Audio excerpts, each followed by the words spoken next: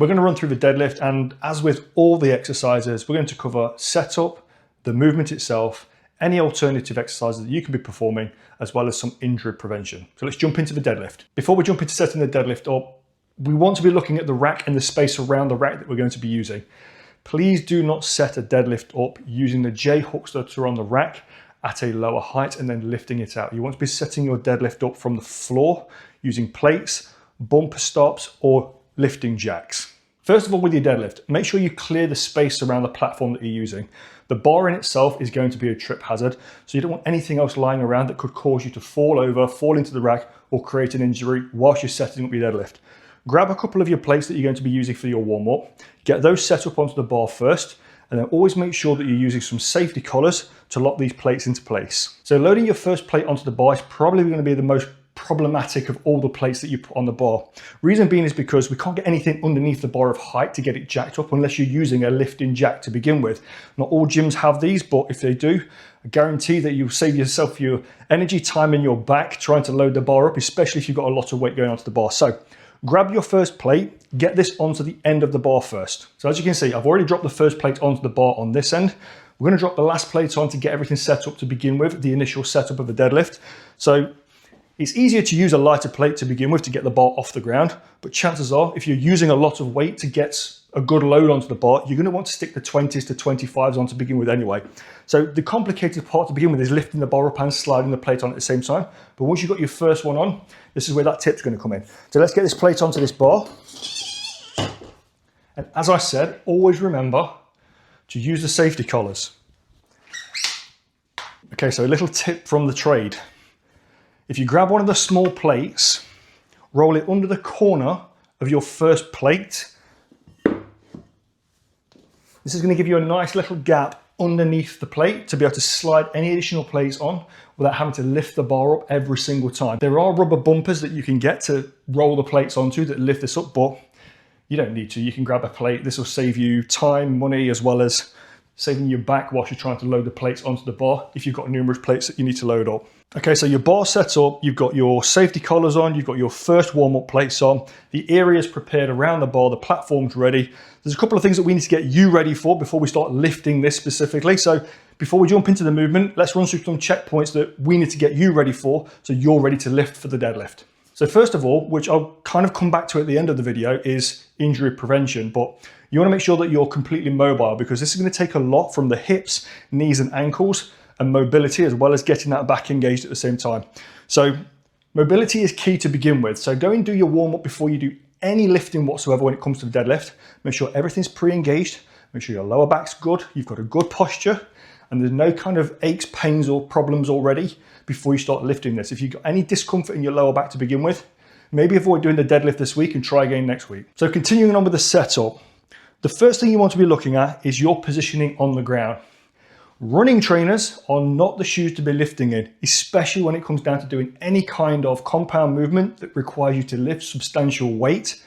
Running trainers are going to give you a very unstable base. So please take your running trainers off and do this in your socks or barefoot on the platform, or get some lifting boots that will allow you to lift from deadlifts, squats, and any kind of compound movements. That's going to be good for getting a good stable base from. You want a shoe that's got a nice flat bottom on it. I covered this in the squat video, so go and check that one out if you missed that one. Nice flat bottom on the shoe, or no shoes at all. We're going to start from the ground up and work our way up with this one. So now that you've sorted your footwear out, we're going to be standing in front of the bar. Where does the bar want to be? This is where a lot of people get this movement wrong. So you want to stand it with shoulder width apart, ideally, if we're going for a conventional deadlift. So this is in line, we're not doing sumo deadlift. Conventional deadlift, feet want to be about shoulder width apart. So if you see the knurlings on the bar, so this is the etching that's on the bar in itself. These are markers along the bar that you can gauge as to where you want to be setting things up from. So normally you'll have a center knurling. If you don't have a center knurling on the bar, chances are this is for deadlifting, that bar specifically. A center knurling, if there's a little bit of engraving in the middle, that's usually a squat bar, good for the center of the back. With regards to setting up, feet want to be under the bar. As you're looking down in front of the bar wants to line up with the balls of your feet. They want to be at shoulder width apart. And you'll also notice that this will be around about where the edges of the first knurlings sit. Well, with regards to where the first knurlings sit, that's where the outside of your hands are going to place. But to begin with, foot positioning under the bar, looking down at the bar wants to travel over the balls of your feet. With that said, feet on the edges of the first knurling, and as you go down to pick the bar up, the first thing I want you to remember when you're deadlifting is you're not picking the bar up, you're pushing down. But before we get into that, before we get into the movement part of this, there's a few things that we need to make sure that you're in position, good position for. So as you come down to the bar, you want to be making sure that there's a small gap between your shins and the bar. Don't place the bar right up against the shins. The bar, when you're setting yourself up, wants to be in line with your shoulder. So you don't want to be in front of the bar and you don't want to be behind the bar. If you're sitting behind the bar, you're going to be trying to lift up and come backwards. If you're sitting in front of the bar, as you pull, you're going to be pulling that bar away from yourself and then trying to pull back up again. That swing on the bar will cause a lot of complications, especially as the load increases. So just finishing off the setup position. As we look down at the bar, we're going to go hands outside of the feet. We're going to grab the edges of that knurling on the bar, and just for warm-up purposes, we're going double overhand grip, which is a traditional standard grip for a deadlift. Looking down at the bar, straight down, we're looking at just outside of feet. We're going to grab the bar. So we're going to go hook the fingers under, thumbs over the top. We're going to, this is initial starting position of the deadlift. This isn't the position that you want to be in when you deadlift. So moving on from the setup, we're now moving straight into the movement portion of this training video. Now, with regards to the movement, you saw me there at the bottom range. This was the setup position. This isn't the engaging position, which I'm going to explain to you in a second. So when my feet were underneath the bar and they were outside of shoulder width, and then my hands went down onto the bar, I made sure that everything was kind of in line. You'll see my body shift when I go to engage onto this. I'm going to try and talk through this the best way that I can whilst trying to engage. It can be quite difficult because you need to learn how to brace your core, which I'm going to cover at the injury prevention section of this at the end of this video. So as I'm looking down at the bar, feet shoulder width apart, just on the edges of those knurlings, I'm going to look down. My arms are going to go straight down to the bar, keeping this bar in line with my shoulders.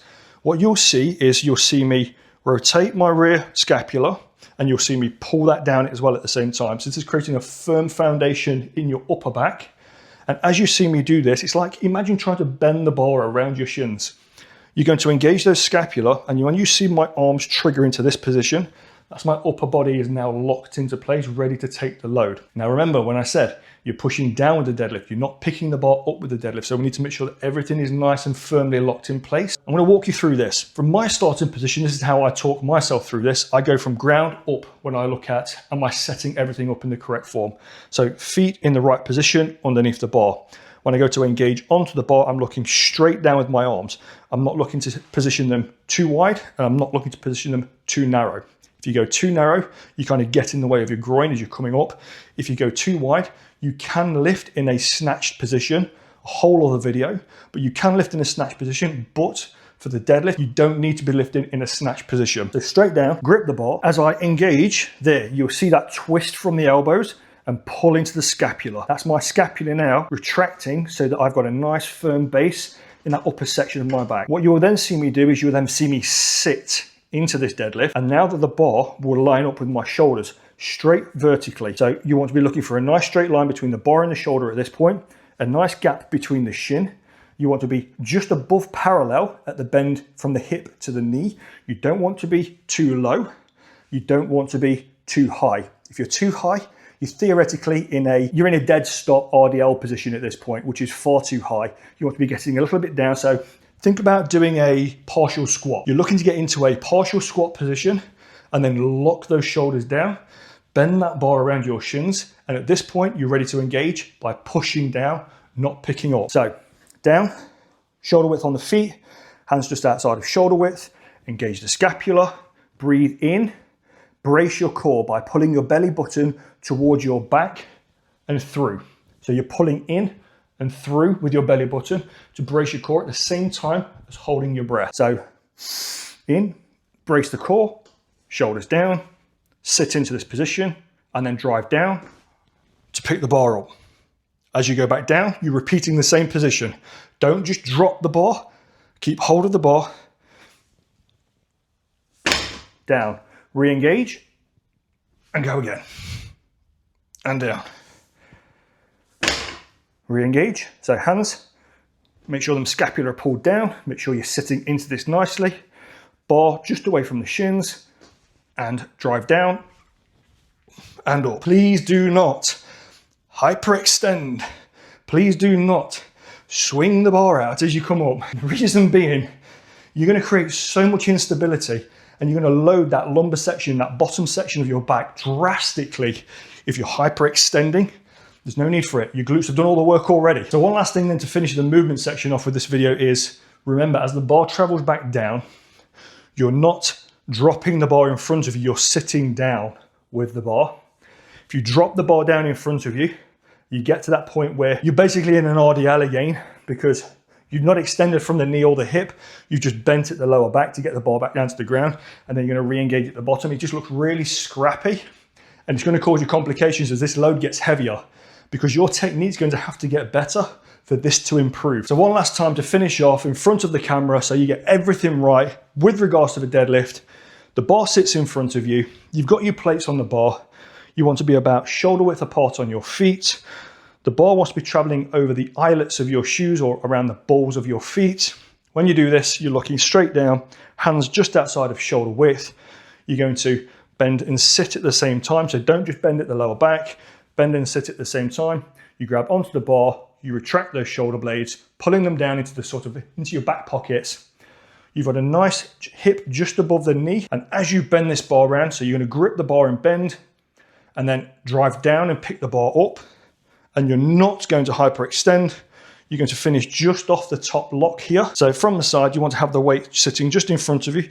You don't want to be hyperextending. You don't want for the bar to be floating in front of you. You want for that bar to be finishing just at the top of your quads, straight to the top, re-engage, make sure everything's nice and tight. You've still got your core braced, and then you're going to sit back down with the bar as it goes back down. Right, so before we jump into the injury prevention part, which is the biggest area that I see people struggling with when it comes to a deadlift.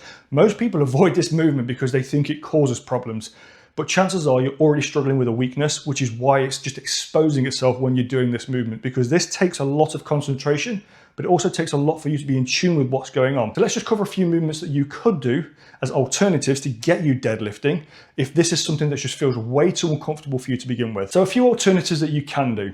So you heard me speak about the RDL, which I'm going to cover in another video, so please do come back and check that one out. But the RDL is another video that can get you deadlifting. Now this isn't a deadlift specifically, but it repeats a lot of the same movement pattern. You're going to bend at the hip more so than the knees. And by doing so, you're kind of eliminating this bottom range of the movement out of it. And you're going to get into the habit of repeating that movement pattern. So hinging at the hip. Now, when you hinge at the hip with the deadlift, you're pushing the hips backwards. And by doing so, you want to be looking for movements that can replicate this inside of the gym. So you're going to have different kinds of equipment depending upon the gym that you're in. But if we go with basics like dumbbells, barbells, and maybe a couple of standard pieces of equipment that you find in most gyms like leg presses, these are a few of the movements that you could do. The barbell RDL, you could do a dumbbell RDL, just another variation of the RDL. Instead of using a leg press, again, that pressing movement can get you used to pushing into the ground rather than trying to pick the bar up. If your gym has a hyperextension, so that 45-degree weird looking chair that sits in the corner of most gyms that nobody really uses. So again, what it's going to get you doing is bending at the hip and controlling this hip engagement movement here. What we're trying to do is eliminate any kind of lumbar flexion here. So we're not trying to bend the spine, we're trying to keep the spine locked and a nice straight back. So keeping that spine nice and neutral, again with the neck and the head as well. And as you bend, it wants to stay neutral. So you're using your hips, pushing them back, and then sitting down by bending the knees and pushing the hips back, keeping that spine nice and neutral. Any kind of exercise that's going to allow you to replicate that movement is going to be perfect for helping you get under a deadlift bar and getting you deadlifting to begin with. So again, just to quickly recap on a couple of those movements, you've got your barbell RDL, your dumbbell RDL, a leg press can help, a weird looking 45-degree chair hyperextension in the corner of the room, that can help too. And if all of those seem a little bit out of your reach, grab a super band, anchor it around a frame, so a fixed frame. You want to step into this super band. So once you're in the super band, you want to anchor it at about mid-hip height. You're going to step out from the frame, which is now pulling your hips backwards. If you need to learn how to do this movement, if you held some light dumbbells in front of you and just allowed the band to pull your hips backwards, it's going to get you used to performing that movement where you're pushing against the band to come up. That's what the deadlift is supposed to do when you activate your hamstrings and glutes. is you're supposed to be hinging at the hip. So this band's going to pull you backwards and hinge you at the hip. And as it does, you're going to feel it slacken up to a certain point, which is pretty much where your starting position would be on the deadlift. And as you go to engage on the deadlift, you're going to push up, push your hips forwards, and that's you engaging your glutes, hamstrings, and lower back, but you're not hyperextending into this. You don't need to be doing that. So using a super band can really help set up the initiation of how to deadlift before you can even lift any weight. So if you're struggling with the movement in itself, this might be the route for you. And last but not least, injury prevention. So you can go and watch the mobility video that I've got on lower mobility for anything to do from the legs and the hips down to open things up for squats, deadlifts, any kind of leg work. But you want to be focusing on hamstring tightness for this one. So hamstring tightness is going to be the thing that lets you down the most. If you're not able to bend because your hamstrings are too tight, you're not going to be able to sit down to do the deadlift as well at the same time. Similar to a squat. If your hamstrings are pulling too tightly, it's going to be pulling your lower back underneath. That's where the problem starts with injury prevention for deadlift. It's not that you've got a weak core. It's not that you've got weak glutes. These will all strengthen relevant to the load that you're lifting. So what I'd encourage you to do first is make sure that you get your hamstrings nice and mobile, nice and stretched out.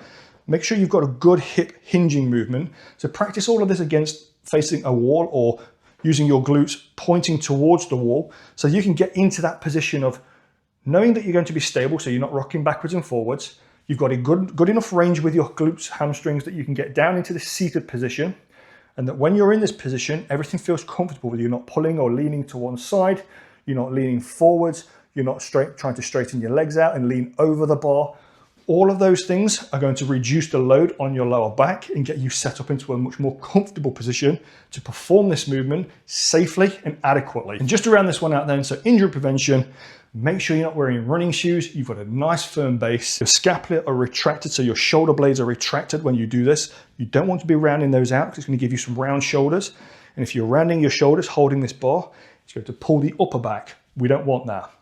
If your hamstrings are too tight, it's going to be pulling your lower back down. So you're going to have your glutes rounded at the bottom, exposing this lower lumbar. We don't want that. We want to tilt that backwards and sit back into the chair when we go down into the deadlift.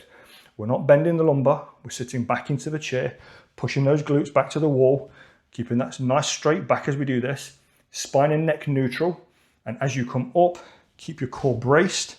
If you start to round, it means you've let the brace in your core go, your abdominal walls collapsed, you've let the breath go, and now exposing that back again. So bear all these in mind the next time you try deadlifting. Please use this video to help get you set up, perform the movement, get you doing the movement to begin with any alterations for exercise that's needed, and injury prevention. Hope to see you in the next one.